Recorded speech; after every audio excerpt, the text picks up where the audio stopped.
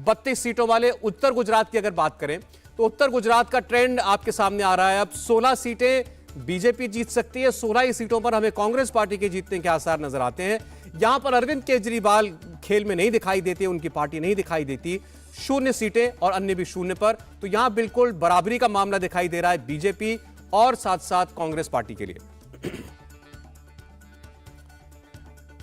और इसी के साथ अब ये 3 क्षेत्र आप जोड़ लेते हैं तो 121 सीटों का ट्रेंड आपके सामने आ चुका है हमारे ओपिनियन पोल का।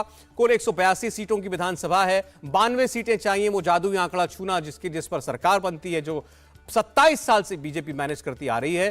तो आप देखें वहां तक पहुंचती है कि नहीं बीजेपी 121 में से, लेकिन 72 सीटों पर भारतीय जनता पार्टी हमें इस वक्त आगे दिखाई दे रही है।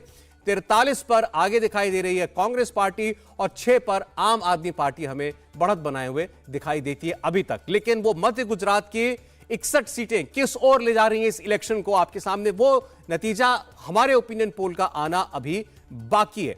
तो अब थोड़ी देर में बस कभी आपके सामने हम रखने जा रहे हैं गुजरात के केंद्रीय गुजरात का जो क्षेत्र है वो कितना वोट किसकी ओर झुका हुआ हमें दिखाई दे रहा है।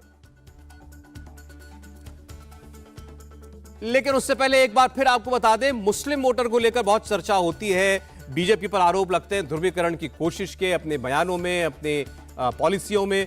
आप देखें 10% वोटर जो गुजरात का मुसलमान है वो किस ओर झुकता दिखाई देता है। उसमें 12% तक बीजेपी के लिए भी पॉजिटिव सेंटिमेंट है। इतना शायद पूरे देश में नहीं मिलता है देखने को कहीं और, लेकिन 12% मुसलमान वोटर बीजेपी को गुजरात में वोट कर सकता है। 62% कांग्रेस को, 23% आम आदमी पार्टी को। एक बड़ा चंक इस मुस्लिम वोट का वो आम आदमी पार्टी की तरफ भी जाता हुआ हमें दिखाई दे रहा है और ये कांग्रेस का नुकसान है।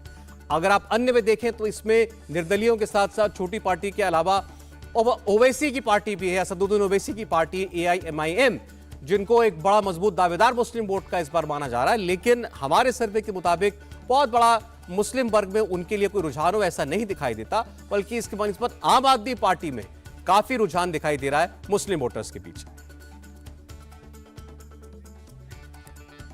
और अब आपके सामने हम ये पूरा सर्वे खोलते हैं। जब हम केंद्रीय गुजरात की बात करते हैं, सेंट्रल गुजरात की बात करेंगे, तो अब इन 61 सीटों में सबसे पहले वोट शेयर आपके सामने रखते हैं। इसके साथ ही पूरी 182 सीटों का ट्रेंड आपके सामने आएगा। वोट शेयर में मध्य Gujarat 54% vote share Bharatiya Janata party के साथ जा सकता है, 37% कांग्रेस पार्टी के साथ, 4% आम आदमी पार्टी की ओर और 5% अन्य की ओर। तो यहां पर आधे से ज्यादा वोट जो है 50% मार्क को भी तोड़ती हुई बीजेपी दिखाई देती है। 54% वोट शेयर सेंट्रल गुजरात से, मध्य गुजरात से भारतीय जनता पार्टी को हासिल हो सकता है। 37% पर कांग्रेस पार्टी आकर रुक सकती है, आम आदमी पार्टी 4%। पहले 2 क्षेत्रों में डबल फिगर में दिखाई दिया था आम आदमी पार्टी का वोट शेयर, लेकिन उत्तर गुजरात और मध्य गुजरात में ये फिसल कर 3 और 4% हो जाता है और अन्य 5% पर है। तो इससे साफ इशारा लग रहा है कि बीजेपी एक डिसाइसिव बढ़त की ओर हमारे ओपिनियन पोल में इस वक्त गुजरात की जनता के मन में दिखाई देती है। वोट शेयर 54% सेंट्रल गुजरात में, मध्य गुजरात में, जहां पर सबसे ज्यादा 61 सीटें हैं। और इन 61 सीटों का भी अगर बंटवारा देख लें हमारे ओपिनियन पोल में जो हमें देखने को मिला, तो बीजेपी 41 सीटों पर हमें जीतती हुई दिखाई देती है मध्य गुजरात की, 19 सीटों पर कांग्रेस पार्टी, आम आदमी पार्टी एक भी सीट यहां जीतती हुई नहीं दिखाई देती और अन्य का खाता खुलता दिखाई देता है 1 सीट के साथ। तो इसके साथ ही 182 सीटों का पूरा ट्रेंड आपके सामने गुजरात के हमारे ओपिनियन पोल में, इस सबसे ताजा ओपिनियन पोल में एक बार फिर भारतीय जनता पार्टी की सरकार बनने के आसार हमें नजर आ रहे हैं। अभी तक गुजरात की जनता का मन टटोलने के बाद लगता है कि बीजेपी सबसे बड़ी पार्टी और वो भी डिसाइसिव मैंडेट के साथ जीतती हुई दिखाई देती है। 113 सीटों पर भारतीय जनता पार्टी जीत हासिल करती हुई हमें दिखाई दे रही है। 62 पर रुक सकती है कांग्रेस पार्टी, 6 पर आम आदमी पार्टी पहुंच सकती है पहली बार और 1 पर अन्य। तो ये एक और नया इतिहास रचा जाएगा क्या इस बार गुजरात में? कम से कम हमारे सर्वे में हमें ऐसा मालूम पड़ता है। 99 सीटों से बढ़कर 113 पर भारतीय जनता पार्टी पहुंच सकती है इस बार। 77 जो 2017 में कांग्रेस पार्टी ने जीती थी सीटें, वो घटकर 62 हो सकती है।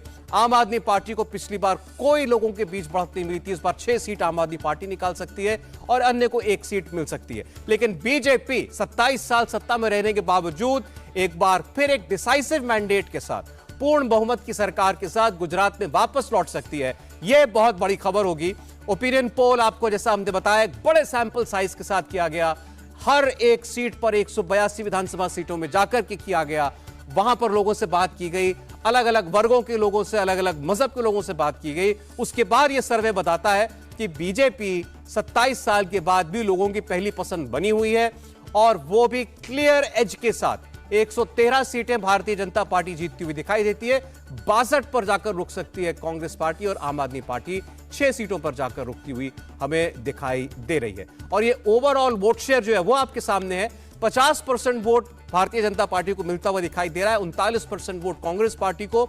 आम आदमी पार्टी ओवरऑल गुजरात में 8% वोट हासिल कर सकती है, अन्य को 3% वोट हासिल हो सकता है। तो बीजेपी अपने उस 50% वोट शेयर की फिगर को मेंटेन रखेगी इस बार। कांग्रेस पार्टी बहुत पिछड़ नहीं रही है, 40% के आसपास वोट कांग्रेस पार्टी को मिलता आया है, अब भी 39% पर कांग्रेस पार्टी है। लेकिन अन्य जो है वो उसका एक बड़ा वोट जो है वो आम आदमी पार्टी को मिल रहा है, और जाहिर है कुछ वोट वो कांग्रेस पार्टी का भी हासिल कर रही है। उसका नुकसान सीटों में जरूर कांग्रेस को होता हुआ दिखाई दे रहा है। लेकिन बड़ी खबर है प्राची, 27 साल के बाद भी पहली पसंद भाजपा गुजरात में।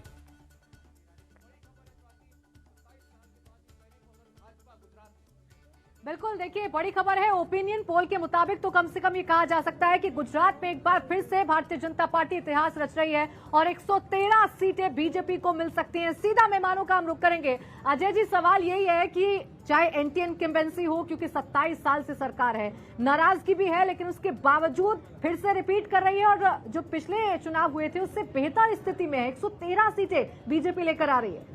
बीजेपी को मुझे लग रहा है 14 का इजाफा as per your opinion poll दिख रहा है, और मुझे लग रहा है कि काफी, अगर मैं research methodology point of view से भी देखूं तो काफी संतुलित, और जो सैंपल साइज है उसको देखते हुए, ओबीसी, दलित, मुस्लिम वोट्स को देखते हुए मुझे लगता है कि काफी रियलिटी के नजीक ये जो सर्वे जो है मुझे दिख रहा है। और ये लाजमी भी है क्योंकि 27 ईयर्स की एंटी इनकम्बेंसी है, एंटी एस्टेब्लिशमेंट फीलिंग भी है, price rise is also a factor, unemployment is also a factor. But बावजूद उसके मुझे लगता है कि नरेंद्र मोदी की जो एक इमेज है, प्राइम मिनिस्टर का जो ऑरा है, और वो जिस तरह से गुजरात में कारपेट बॉम्बिंग जो बीजेपी कर रही है, माइक्रो मैनेजमेंट कर रही है, चुनाव जीत भी रहे हैं और चुनाव में अपनी विक्ट्री जो है वो मैनेज भी कर रहे हैं, जहां जहां उनको लगा डैमेज कंट्रोल भी किया। लेकिन आम आदमी पार्टी मुझे लगता है डिसरप्टिव फोर्स भी पुरवार हुई, काफी सीटों पे वो बीजेपी को नुकसान भी करेगी, कांग्रेस को भी नुकसान करेगी, लेकिन सबसे ज्यादा उसने अपना खुद का नुकसान किया कि जो आम आदमी पार्टी सोचती थी कि कांग्रेस को रिप्लेस करेगी या गुजरात में सत्ता में आएगी,